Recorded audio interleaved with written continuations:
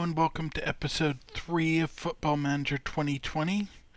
It's Bill here alone today, and we're getting back to the Amazulu save. Now that I know I'm going to be sticking with this one for a while, I'm going to be trying to put out content a little more regularly.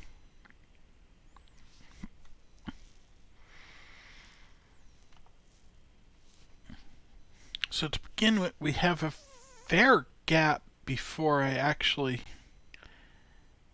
play in Continental Cup for my next match, and there's no league games at all this entire month, so it's going to be interesting to see when they speak clearly, when they clump up all the matches later.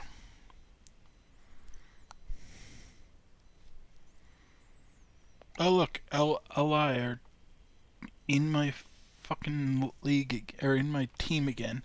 These guys have bought so many players from my team over the years before I started recording, and because they're rich,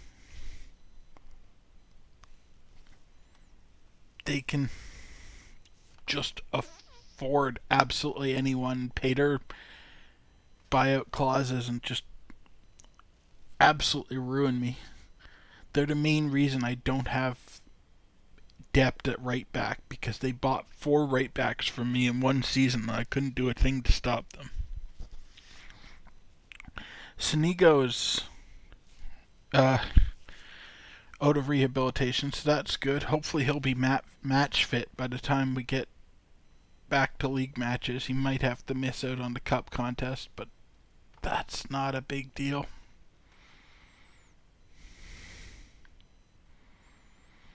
I'm trying to hire Mazizi. Here you can see how thin my schedule is. We already had the week off for international break. Absolutely nothing this week. Next week it's all the way through to Sunday before we have our first match.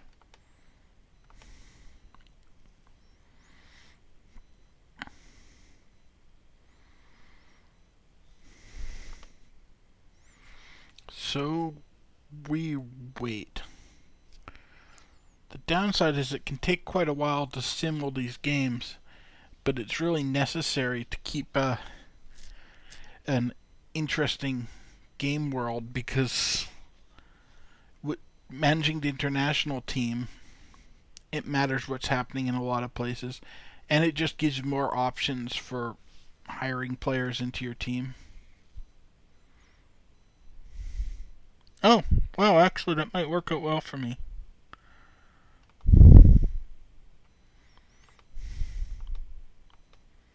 That was my board trying to hire from them for once, and I just saw the team name and assumed they were trying to fuck me over again, because that's their normal MO.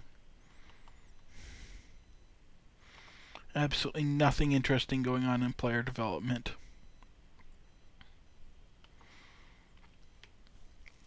Bogani Motong is back.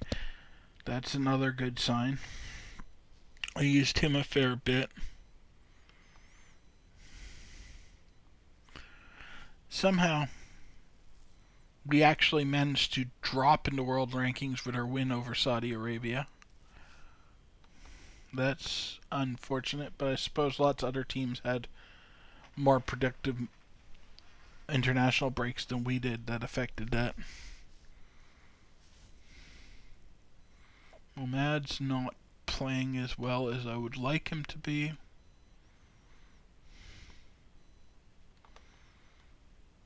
So I'm going to encourage him to play a little better. Chintz is doing okay. He's not spectacular, but not bad enough that I want to be yelling at him for it. I could have just said nothing, but it feels like a wasted opportunity to not comment when you get those chances, because it does keep their morale up if you, or it drives it to the floor if you criticize them and they don't like it, but it at least allows me to have a chance to have a positive effect on their career development, which Otherwise, I'm just leaving it entirely in the hands of the coaching staff of the team I loaned them to.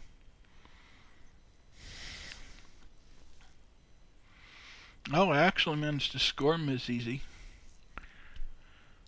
He's coming in for the reserves because I've already registered the main team. I can probably sneak him onto the main team if he turns out to be good, because he's only 18. Usually they'll let you sneak in youth team players.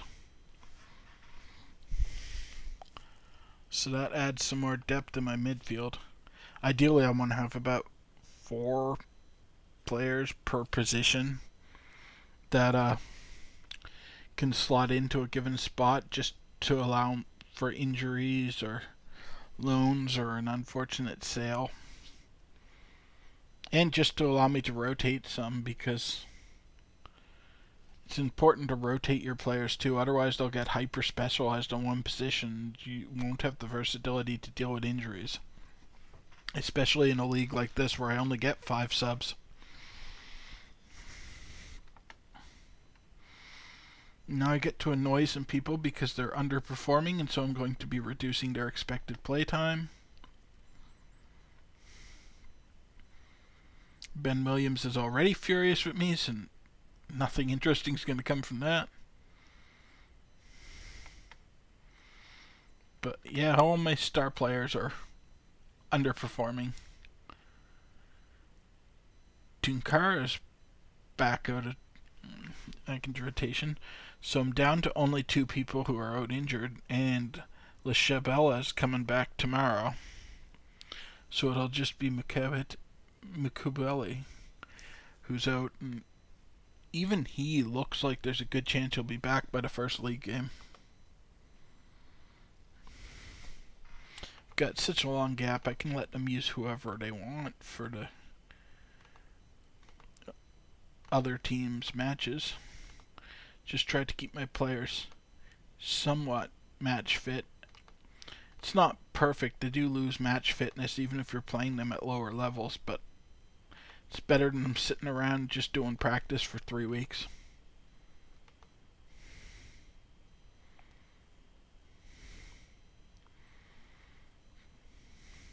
So the board offered him a bad deal, which is annoying because I really need a better striker. But if they're offering the bad deal, they probably wouldn't have let me go any better. Speaking of needing more strikers, Traore's gone down with a twisted knee. At least it's only 6 to 9 days, so it's not devastating. It shouldn't affect things too much. But it is annoying when I'm talking about needing more strikers to lose one.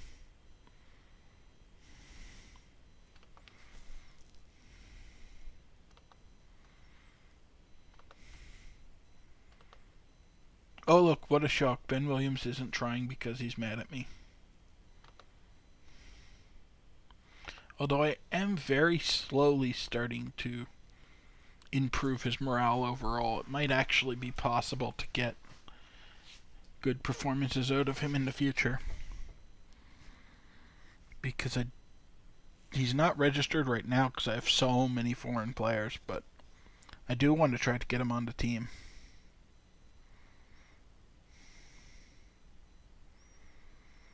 If not, I'm going to have to let him go. He's too good to just have sitting on the bench.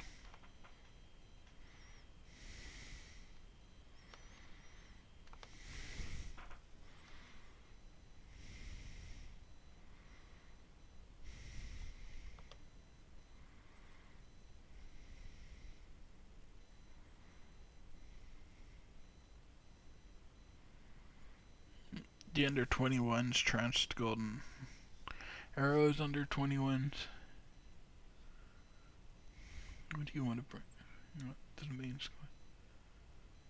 With the who are you? Yeah, he looks decent. I mean, I don't need more players at that depth, but I'll take him onto the team. I don't think he counts because he's young enough that he doesn't count towards my team cap, so This is nothing. He's just got a tight hamstring. That happens a lot, especially when people are just coming back from injury.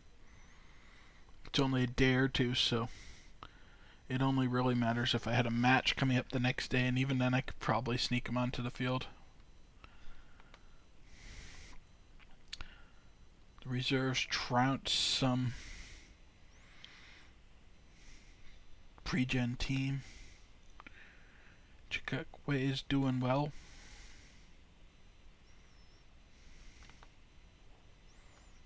This is a case of what I was talking about, where sometimes they get mad because you tell them they're doing well and they feel like they're not, so they get into a sulk that I'm being condescending. And I'm really not. He was putting on 7 rated matches, or, yeah, 7 rated performances. That's good.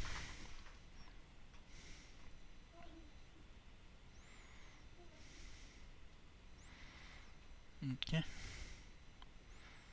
That's great. You start scouting this guy. I don't know what you want me to do with that.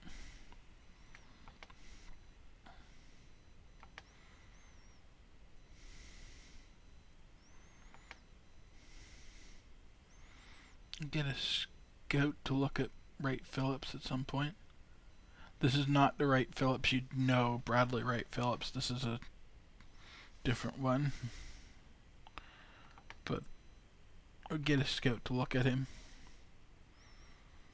I probably shouldn't be scouting so many English players. I'm not going to be able to get them onto the team, but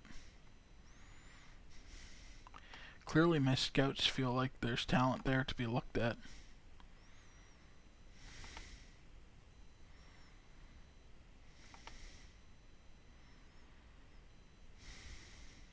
This is probably why we're looking at England so much.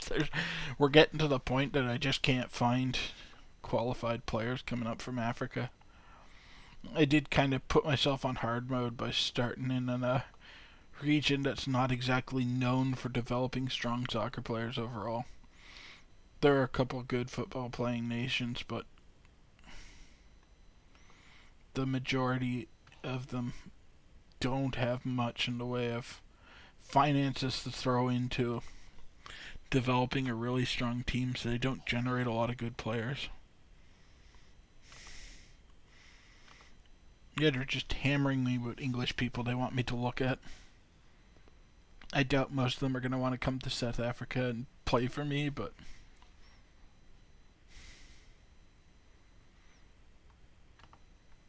if I can bring in more Europeans, it would definitely possibly get us above Orlando.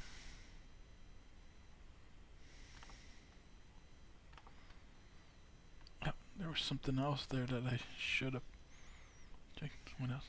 Player personality change. Oh, that's nothing. I've never really seen any outcome from people having positive or negative personality changes. It doesn't seem to actually affect anything on the pitch. I assume it does, and it's just hidden in the guts of the game enough where it's not readily visible.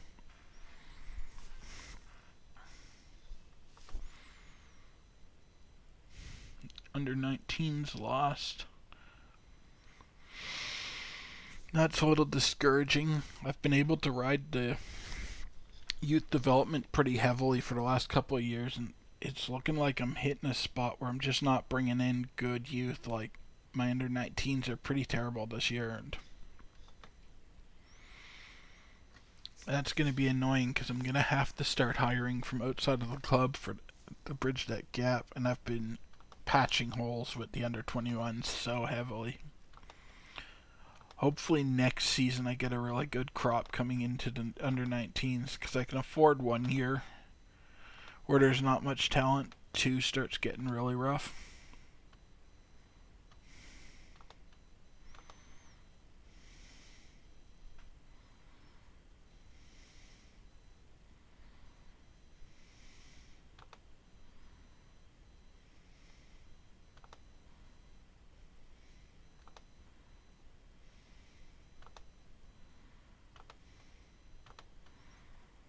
Maybe if I actually play a first team player on the under 19s, I'll get some results. Although, to be honest, I don't really care if the under 19s do well, as long as they develop good players, it's all really just to train people to be ready for my squad. So if they suck in under 19 and then develop well in the under 21s and are still good by the time they reach the main squad, I'm just as happy as if they actually did well while they were on the under 19s.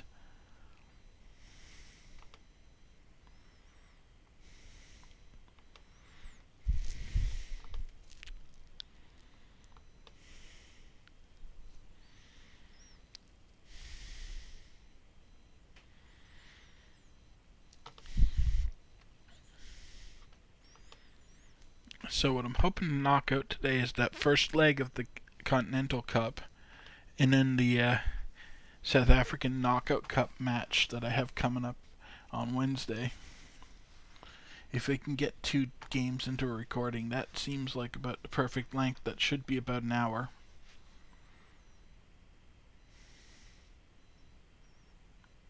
Here my under 19s are doing alright. Had a couple of really strong performances. The guy I dropped down from the main team obviously did well. He's good enough to play for the main team already.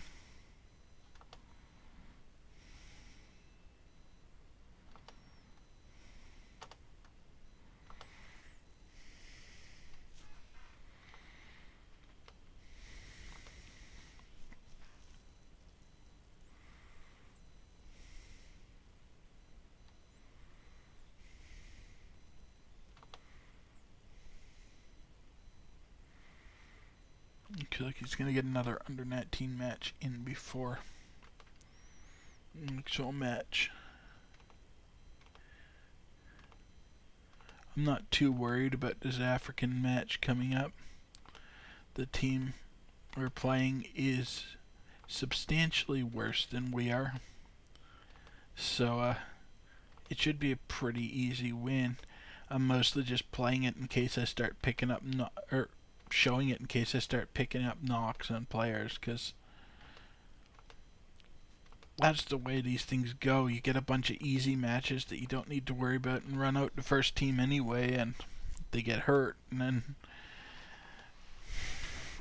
you get the league matches that actually matter and everyone's hurt and you're stuck making do with the reserves and the under 19s, and then you start falling behind there and everything snowballs.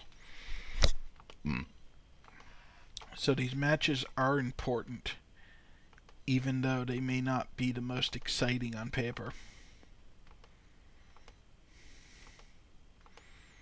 And I think I've progressed far enough in the cup that we're not going to have another one of those like 19-0 routes over 2 legs.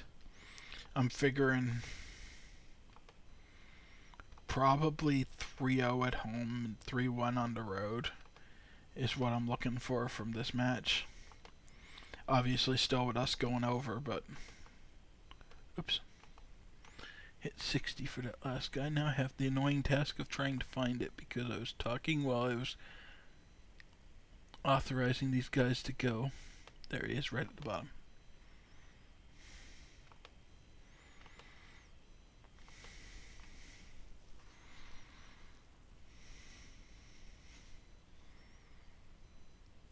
Apparently they're not interested in sending Shabalala. Can't read too much into this. There's a good chance they're lying. Doesn't seem to have any bearing. What they say to the press doesn't seem to have any bearing on whether they actually try to grab him or not. I'll know if they try to send a contract. Boshoff is in a bit of a snit because he was my starting goaltender for a while, but he's not that good, so I got better goaltenders and haven't been using him, but he still feels like he should be starting.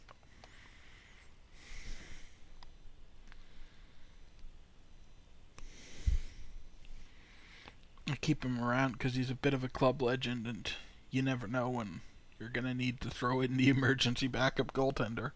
I have had 3 goaltenders go down in 2 games before.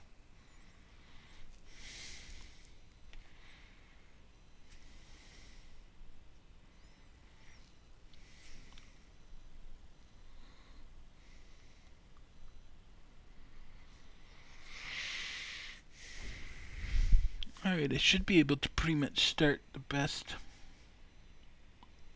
incarnation of my team possible for this match because everyone's had so long without playing. This suggested squad looks pretty solid. Usually, unless your assistant coaches are really bad, you can pretty much, other than maybe a change or two you want to make for future plans, you can pretty much rely on the suggested squad to be about the best squad you can field in the circumstances. It even seems to consider elements like you have an important match coming up against a tougher team, so they're not going to recommend your best players. They might take hold one or two back and recommend weaker players, so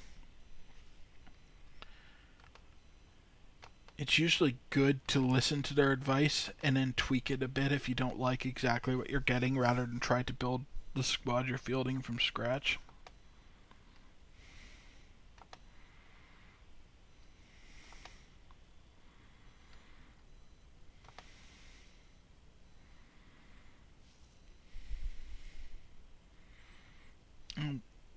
We made our team pretty happy by being diplomatic about the opposition.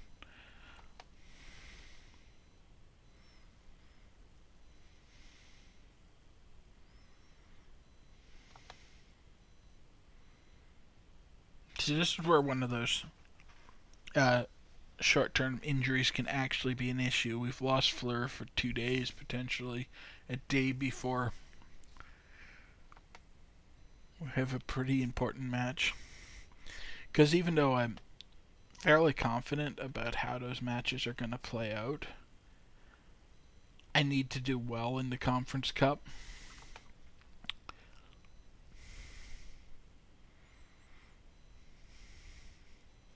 And we're away for the first leg, which is actually good. I like to get the away match out of the way and then close things out at home, because we typically play better at home. And so if I can come in with a lead from the first leg, then the match I have at home later is not really of concern. I can kind of slack a bit on it.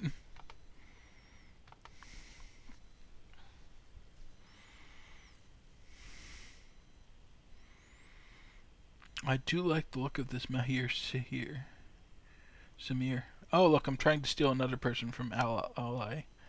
I don't think that's going to go well, but he wants a lot of money that I'm not willing to pay, but we'll see what'll happen. If he's...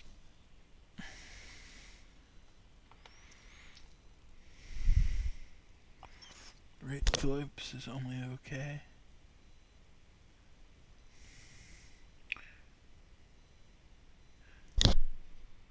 He has the potential to become good. Right now, he'll just end up sitting on the bench. So this is a gamble. But, Exeter don't want to sell him, so I doubt I'm even going to get it through to him. Gordon. Much the same thing with Gordon. Might as well at least send him a contract, see what he thinks. Simmons.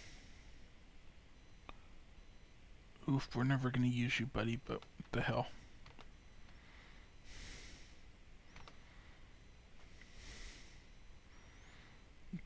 This guy looks good. He's not South African, which is a downside. I'm probably not going to be able to outspend Qatar.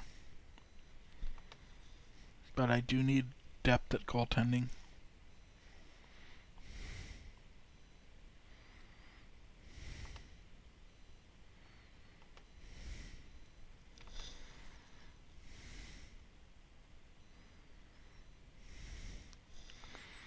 This would make Ryan mad if he was here for this recording. I'm trying to steal from his former club.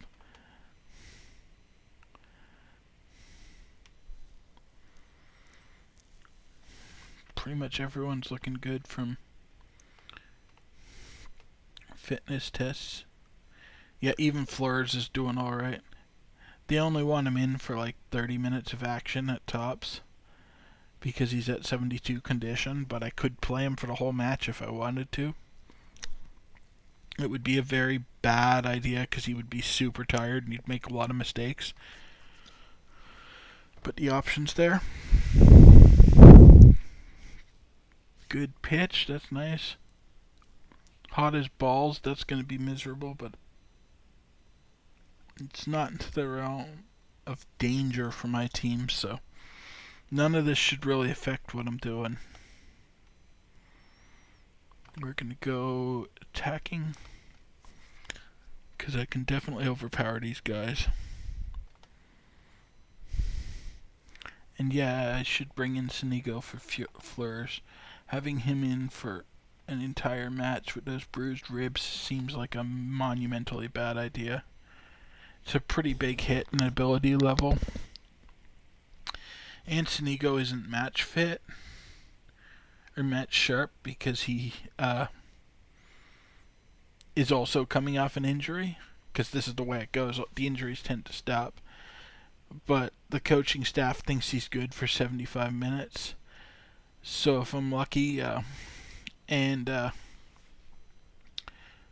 subs work out, I can bring on Fleurs for that last 15 minutes or so and have everything ready. I'm actually playing Williams, so this might cheer him up a bit, because he's been sulking that I'm not playing him in the Premiership.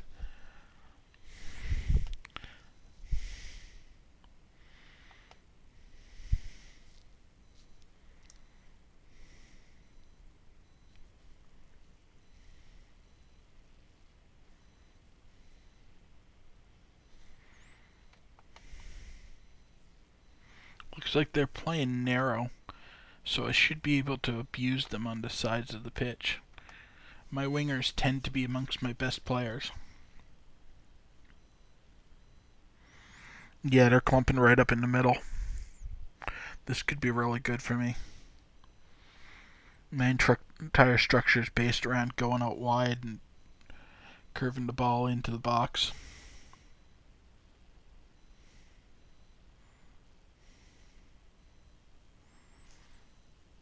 And all they can do is just clear it off the pitch.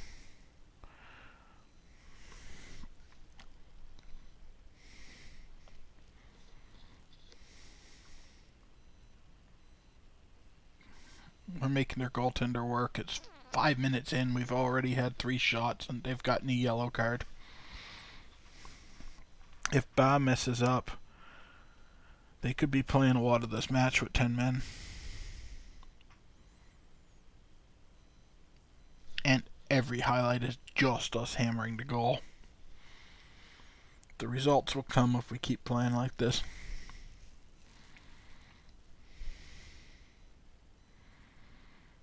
They're figuring out that they need to go wide up that right hand side, but that's going to leave the left open, and we'll switch it over and start coming up the left.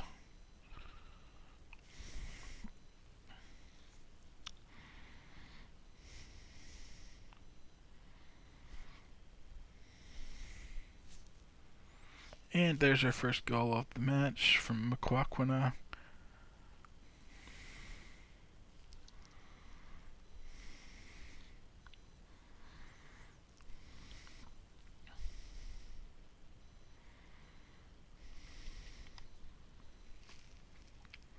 That player right in the center of the box for them, number 3 it looked like. That goal was on him. He could have stopped it. He just stood there and watched it go.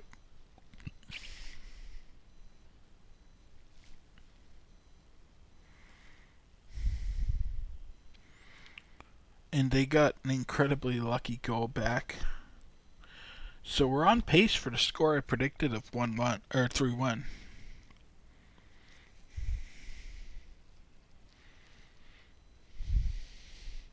I'm not too worried about this. This was a super fluky goal.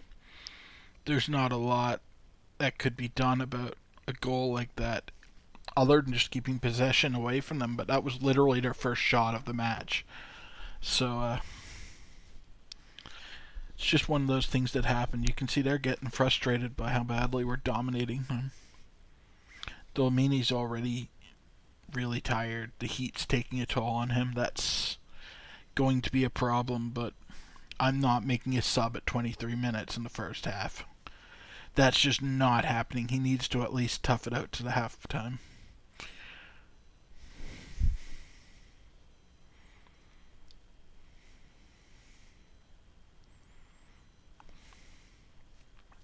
They're defending fairly well, but cramming that box with players.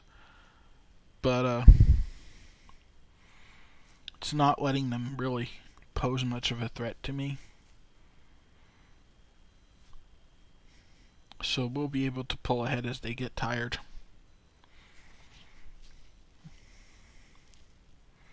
Even though it's still tied, I'm fairly happy with how this is going.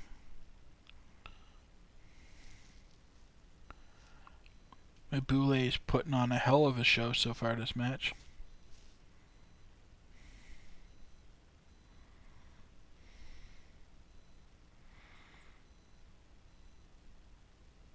And I'm pleased with Williams there, passing it up instead of going for a wild shot to try to prove to me that he should be played more.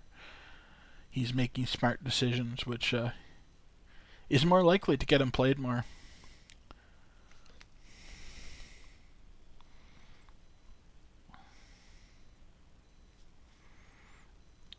And they keep making mistakes and fouling right outside the net, so we get right outside the box, so we get set up for these super easy goals. Flamini scored that one. He's exhausted, so when I can get fresh legs on for him in the second half, it's really going to get rough for them. Like, he's already at 61%. He's just getting beat down by the heat and the fact that he's coming off an injury and wasn't at full strength when he came in.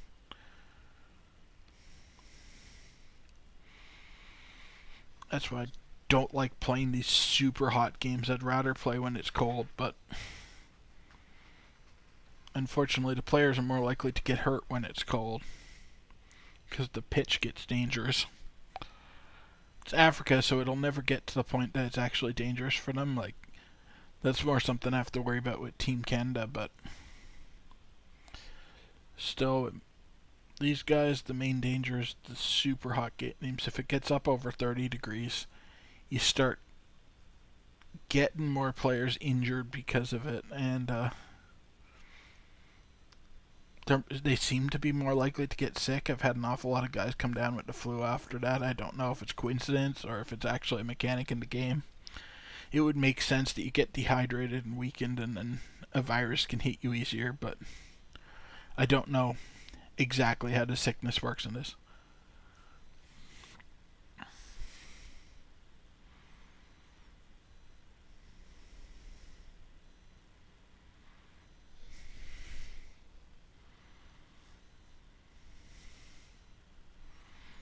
I know the majority of injuries are just like a random number generator. Your luck comes up, you get injured.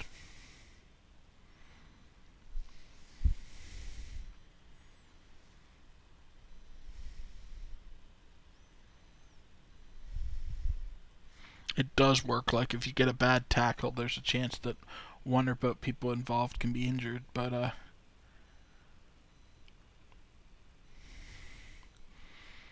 it still seems to be fairly random when it happens, so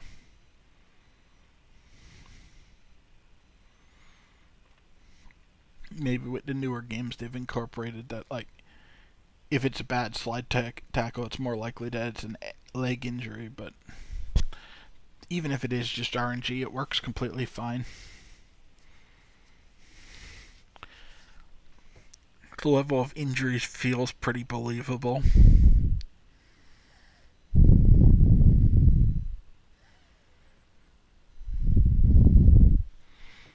This is probably Kalum's longest possession for the entire match, but they lost it, and now Williams got it.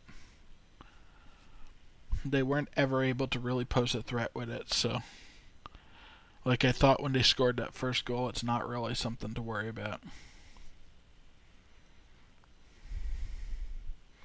I might have actually underestimated how badly we'll beat them because we're going into the end of the first half at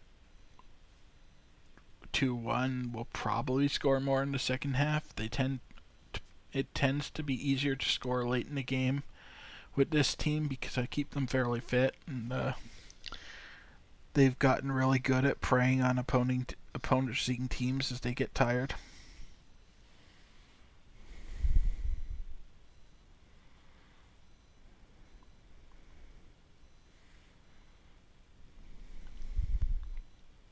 Geez, Delmini's exhausted. Yeah, we're already at 3-1. This is what I figured the end of the match would be. So unless somehow they manage to shut us down for the second half, it's going to be a worse beating than I anticipated. That's a good sign, though. These guys needed a big win after the break just to get them motivated, because the Knockout Cup match we have coming up next is a little more important than this one. I don't really care how I do in the Knockout Cup, but it's a tougher match. And I am still going to try to win it.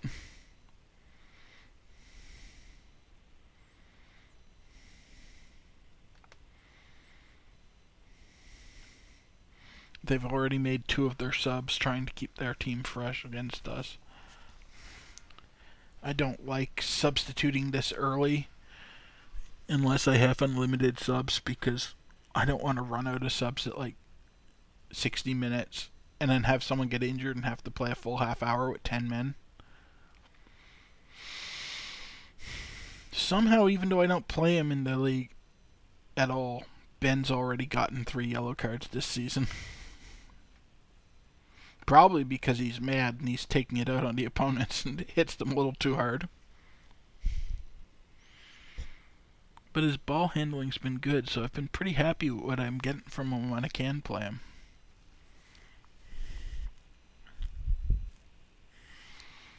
The Continental Cup doesn't really care how many foreigners I have on the team, so I tried to keep him in for that.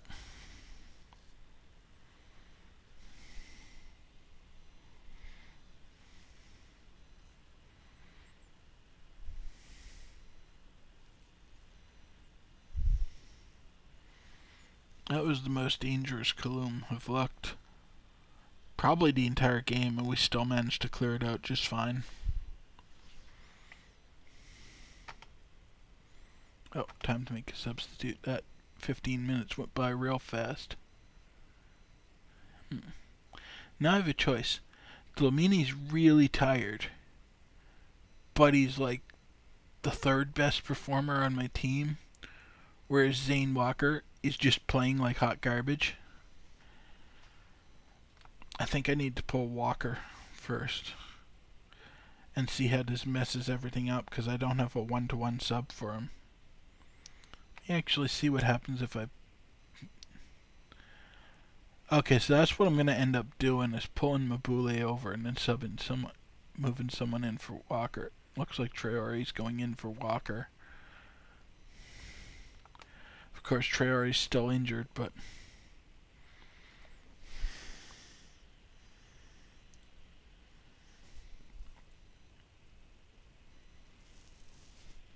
Yeah, and they're out of subs at 60 minutes, which is what I thought was going to happen. Traore's come on, so now I get to shuffle everyone around. It's too bad we have to take that corner before I can do that. And Mbuli still doesn't look great on this wing, but he's decently coverable. Yeah, both my wings look pretty bad now, so actually my estimate of 3-1 might not have been as wrong as I thought. I've got a decent player on the right, and on the left, Traore or Mabuli's just useful. Like, it's a pretty big hit to have to pull Walker off there, but I needed to do it. He was playing poorly, and someone who's not super comfortable in the position but is having a good game will be worth more to me than someone that's just playing like shit.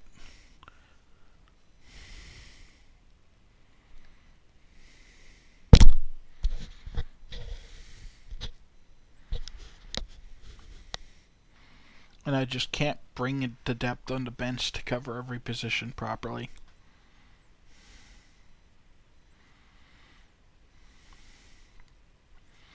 That's why I have to really work to avoid specializing people in one position so that they lose the ability to play the other ones, because it'll burn me in the long run with the soft bench or with the limited benches I have to use.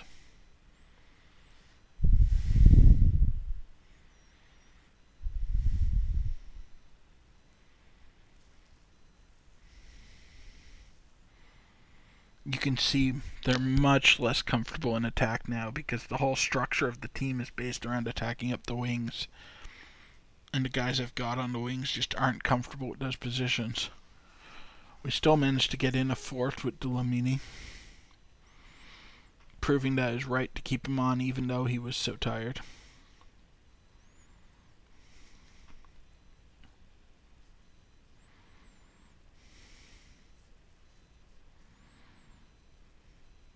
And that's definitely a case where I've just worn down the other team.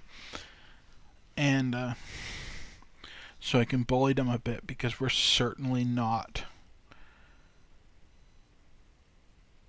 the better team right now. Sorry, I paused there for a minute because I wasn't sure if that was going in or not. That was actually a frightening shot. Wouldn't really matter, but I'd rather not have them get 2 goals on me. Dlamini continues to be awesome even though he's at 53. So I think I need to get these guys that aren't taking it too serious out instead of him. I can make a 1-for-1 sub for Eriksson, so I'm going to do that. I know I'm risking Dlamini's health at this point by running him this tired, but I need to have someone good in that line.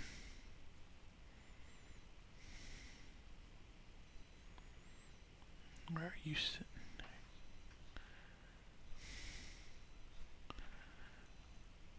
I thought it said I'd subbed Eriksson in already, but I wasn't seeing him on the tactics. Let's see now.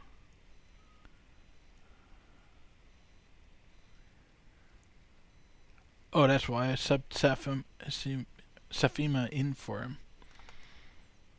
I'm smart. I know what's going on.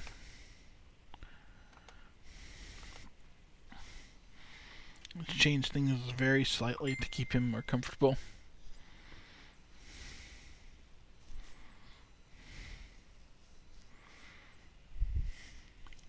Williams is going to get the chance to be the hero because he seems to be the best player for going up those wings right now.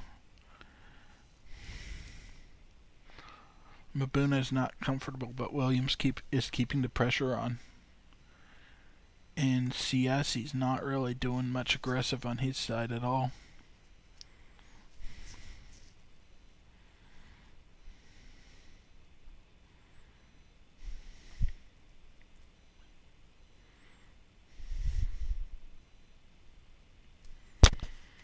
And the actual wingers are trying, but they just don't have the talent. They're at about the level of the players for Kulum.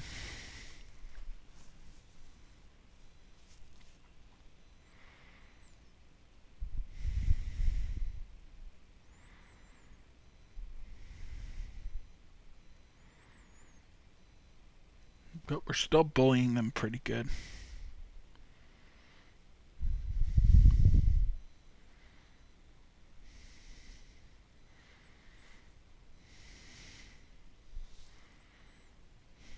Here's some actual aggression from Siasi. And he immediately passes it off to Traore, who's not comfortable there.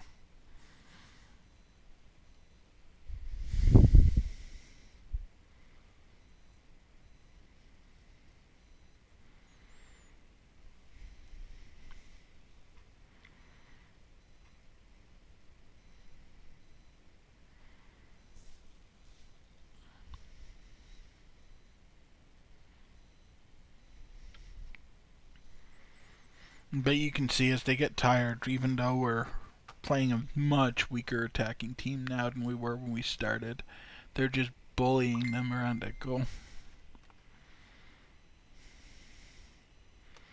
Let's actually bring this Mathia guy in and see how he does.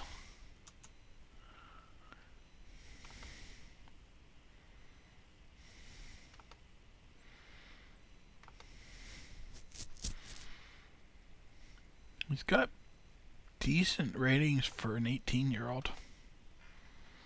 I can see why they wanted to move him onto the first team.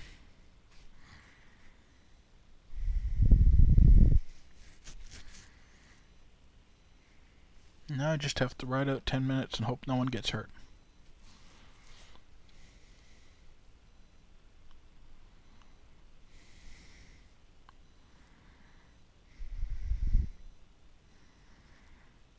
Williams once again being the hero, getting back when that ball got through everyone, was just sitting out there in the open.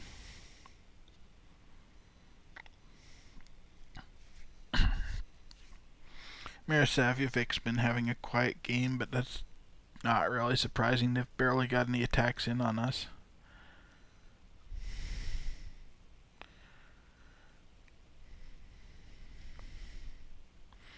My guys are just getting lazy now. They're still attacking, but their focus is starting to go. I can see it. They're not putting in the performances they were earlier in the match.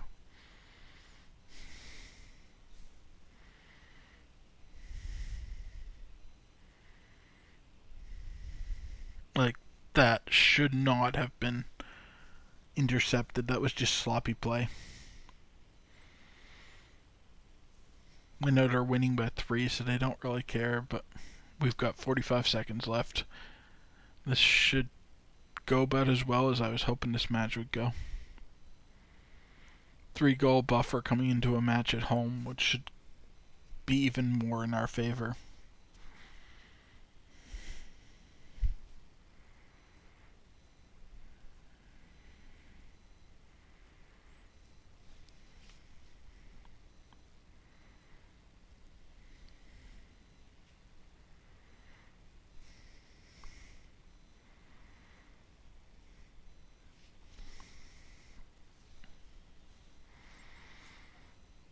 Kind of wish this highlight had started a little later, because it's just the guys wasting time to run out the clock.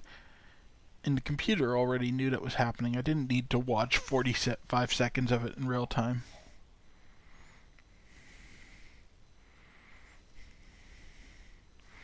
And that was officially Mathia's competitive debut, so that's nice to have gotten that out.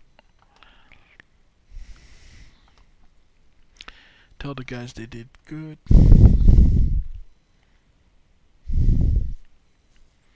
And then we'll see how they do against Kaiser Chiefs.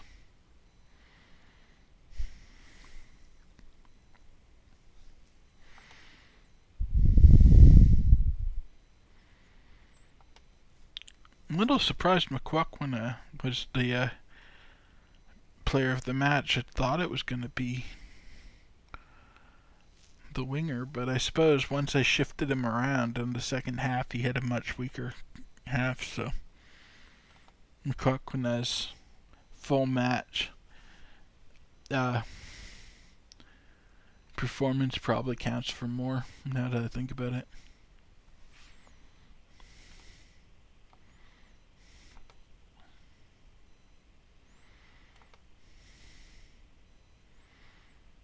And here we're starting to get a little bit more action. We're ramping up. And then first week of November, we have one match. I don't know where they're going to fit all those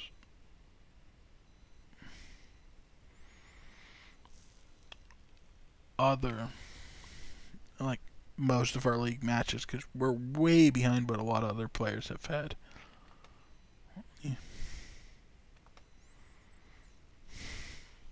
Yeah, October, 2 matches. November, not very many.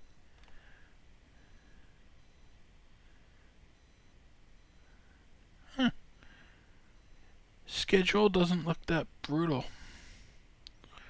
Where do they have all the matches hidden?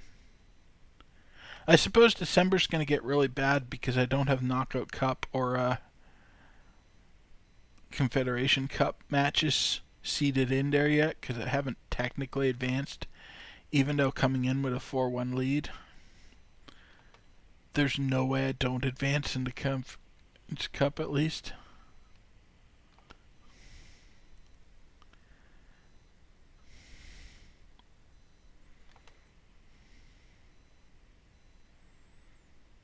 It would be really nice to be able to get Samir. I don't think I'm going to be able to get 2 players from LLI. I really don't see them being interested in that.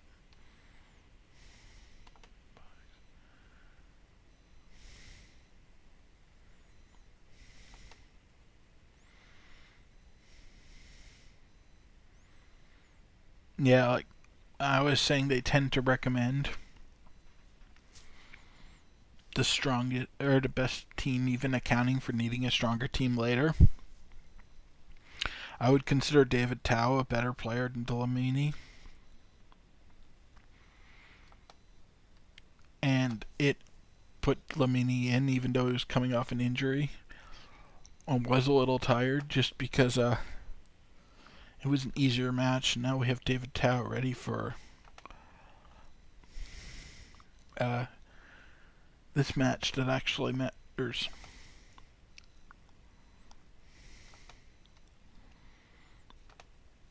Kaiser Chiefs are 3 stars, so they're about as good as we are.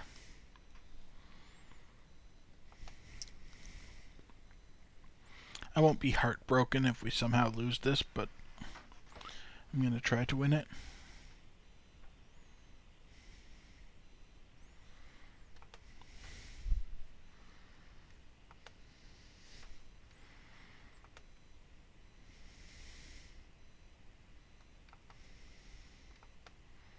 Telling the guys to get stuck in, so the yellow cards could be high for this match, but we'll see how that plays out.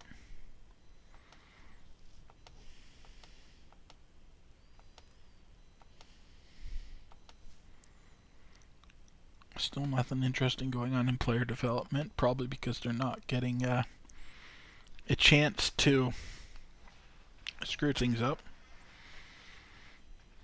And this is interesting. They were ready to fire me a month ago, and now they're offering me a new 2-year deal with a decent wage increase.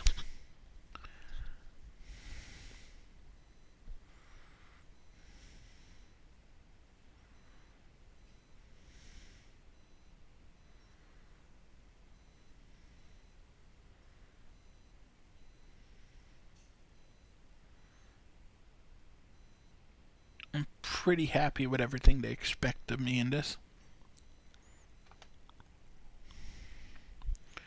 So I'm going to accept their contract. I mean, if I'm not with Amazulu, I'm ending this save anyway, so it's not like I wasn't going to sign that deal.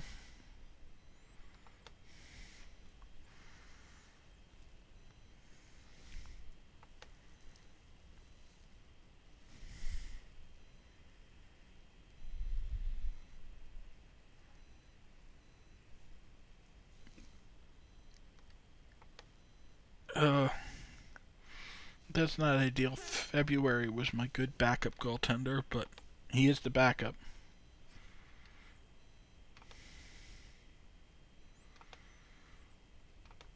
Time to glaze my bosses a bit so that hopefully they keep me around.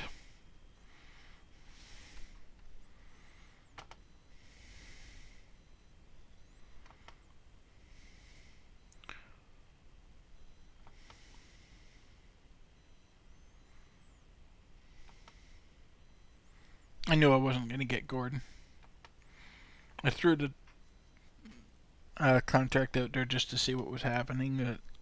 I wasn't even terribly interested in him.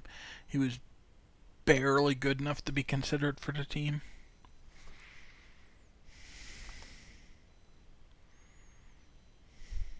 Lanzy's really not doing good on the loan. So I'm going to have to come down a little hard on him, but he took it well. His test. February's fine to come back in. It's good. I can probably still have him on the bench. Fleurs should be limited to 75 minutes. Tunkar limited to 75 minutes. Otherwise, everyone's good to go. That's nice to see. don't really have selection issues, because that's 75 minutes. I might as well just be playing them. They can go the extra 15 at that point.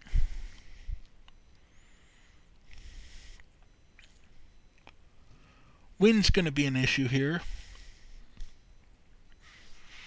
And I wouldn't be surprised if some of my guys do catch calls coming from 29 degrees 2 days ago down to a 15 degree match today. I'm going to try to bully Kaiser Chiefs, though. Yeah, see for Adam. Yeah, I like that. And it sounds like Fleurs has recovered enough to be my starter. I mean, at 75 minutes, like I was saying, I'm perfectly comfortable keeping him in for the entire match to get the fact that he's one of my best players out there.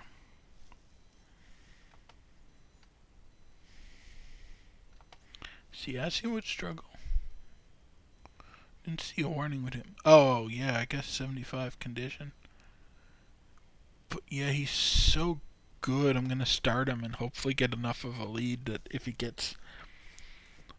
starts tiring later, it will be once we already have enough lead that it doesn't really matter.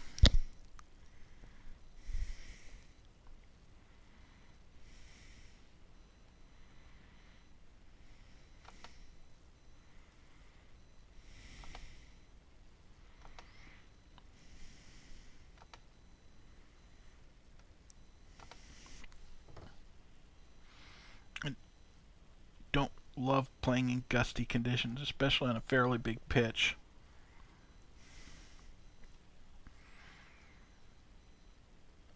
Hopefully the guys are smart enough to keep the ball low without me yelling at them to do it. I don't like yelling at my players much. It gets results in the moment, but it tends to hurt morale. There was a case where they kind of lost control of the ball because I imagined the wind, but Fleurs was able to gain it back quickly enough that it didn't really become an issue.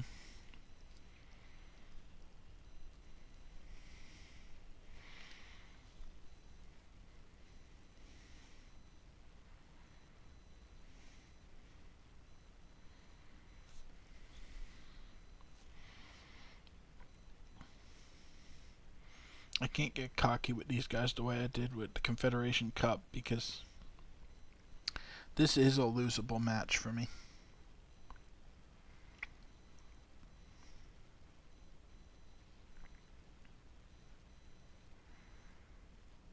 Although Eriksson with a nice tackle there.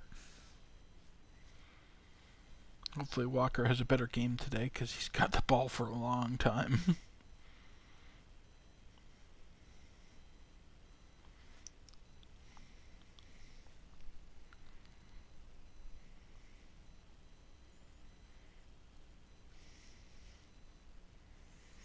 Okay, that's one of their players picking up a knock. That's not going to affect me any. That's probably because we're getting stuck in on tackles, though. I told them to play rough, and they clearly are.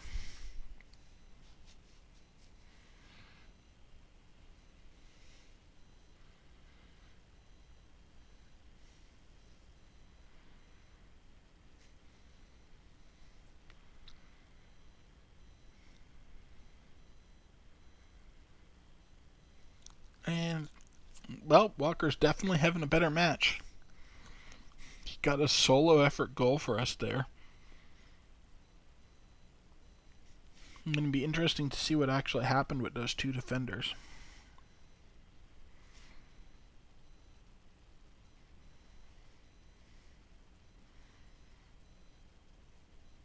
Oh wow, no Kaiser Chief fans came to this match almost.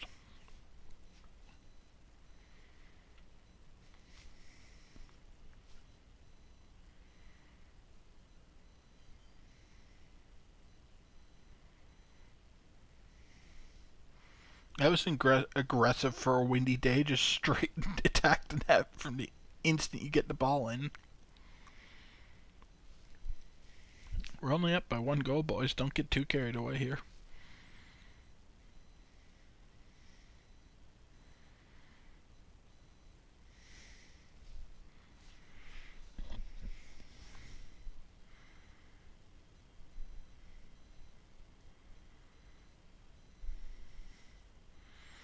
Oh, Jacobs is actually hurt for them. That's going to be an issue later in the match.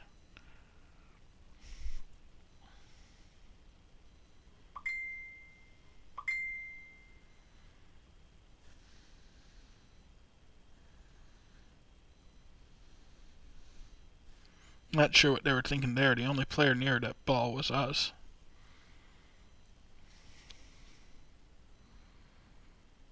Walker's just killing it this game. I think he was pretty embarrassed with his performance last match and the fact that I called him out publicly for not playing that well.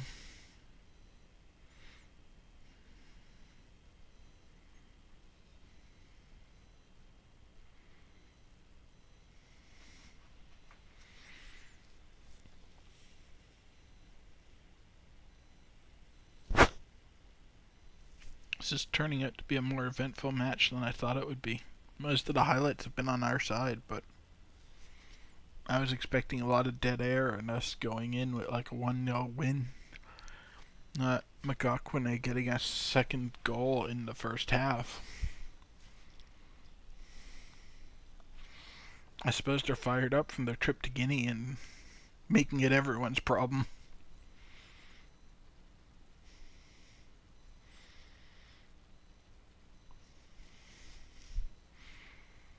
Yeah, actually, the Ghanaian team were posing more of a problem. They had shots on goal by now.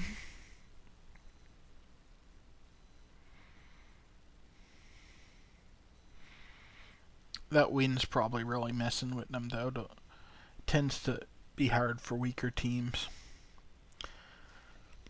And like with this game, when it says when this game says gusty, it tends to mean like 50, 80 kilometer per hour gusts, not it's a slightly breezy day.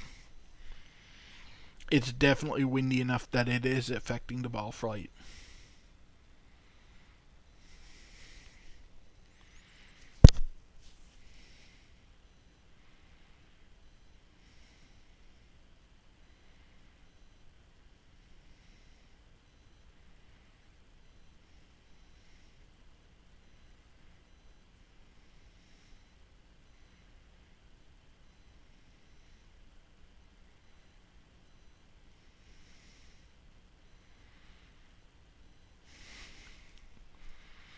That is an issue with my team that was just on showcase. They're a little lacking in courage, so they'll get blocked off like that, and they'll just stand there and pass the ball back and forth and let the defensive team set up in front of them. But when they do go, it's been fairly effective.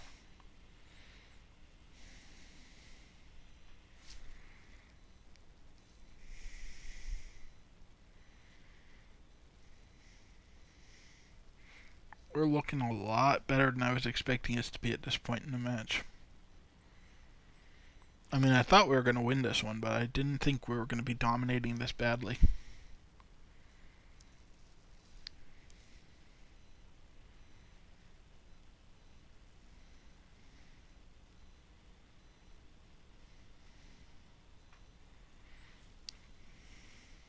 Almost had a fourth. Still might because we've got the corner here. Don't love that Mabuli came all the way across to take that. But at least he'll have time to get back into position while they're setting up that goal kick.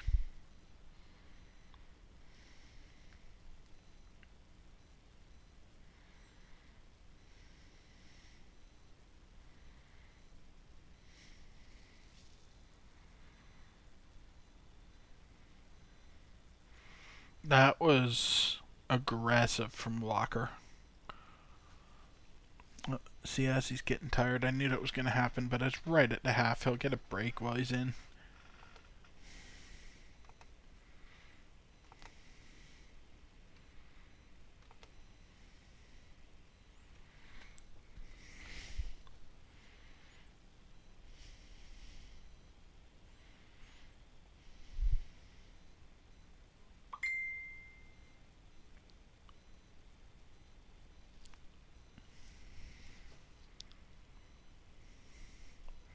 I'm a little surprised all the yellow cards are on their side. I figured we probably would have drawn one by now, but because I did tell them to be aggressive on the tackling.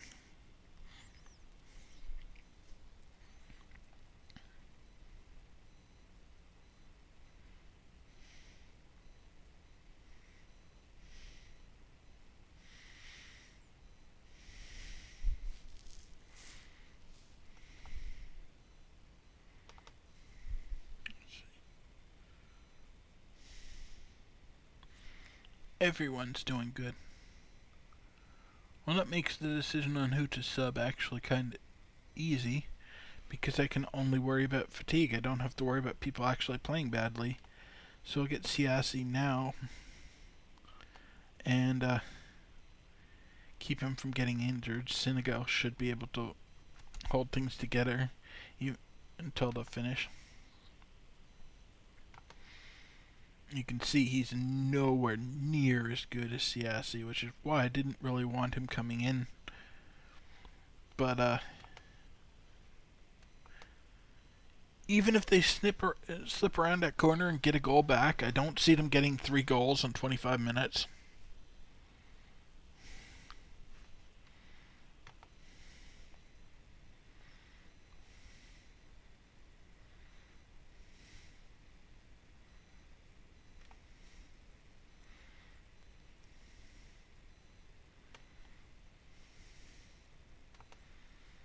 Try to bring Shobini back up to match fitness a bit more.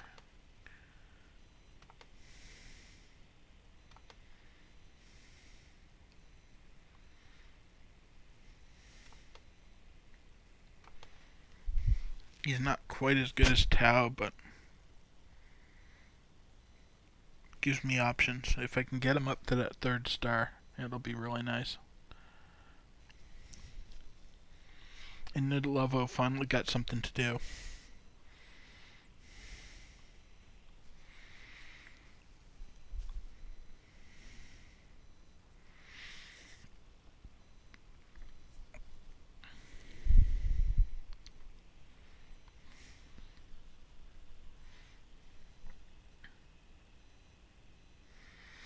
Oof, that was embarrassing for their number 4.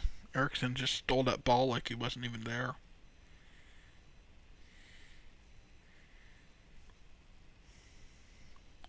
And I believe that's a hat trick for McQuaquina.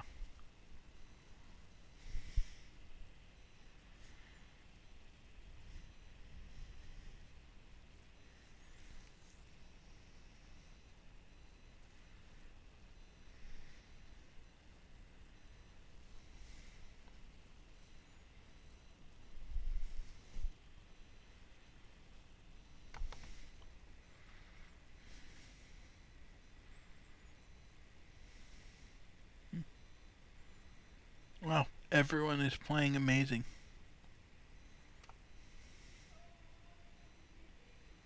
I'll bring in Senamela for Williams, even though he's playing really well.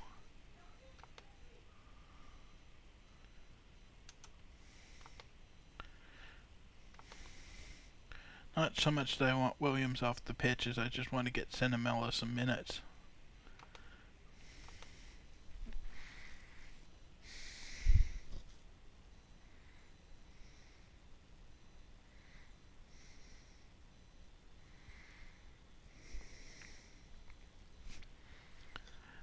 Problem with me being one of the stronger teams in the league is that I don't need to use my defenders that much.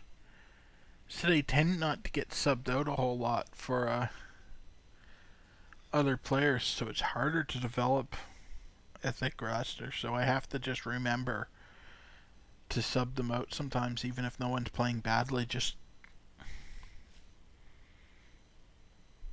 like, I'm sure Williams hated being pulled there, but like he hates everything I do, it seems. But I need to have other players ready to go in cup matches too.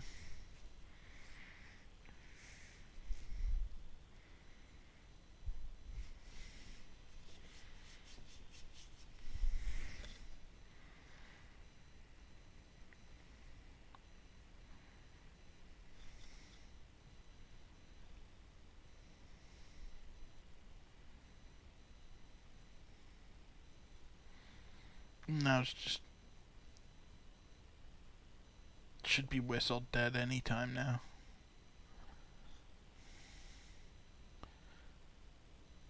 There we go. And that was kind of a dick move on the ref. Usually they don't like to interrupt aggressive moves like that, but it wouldn't have changed anything in the long run. You can see even the press thought we were going to be close. This was one of those surprises my team pulls once in a while where they vastly outperform what they should be doing.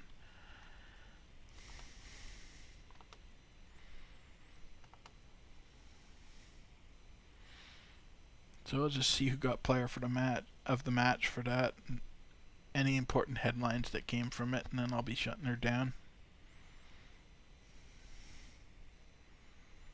What a shock, McCoquina with his hat trick. Got it.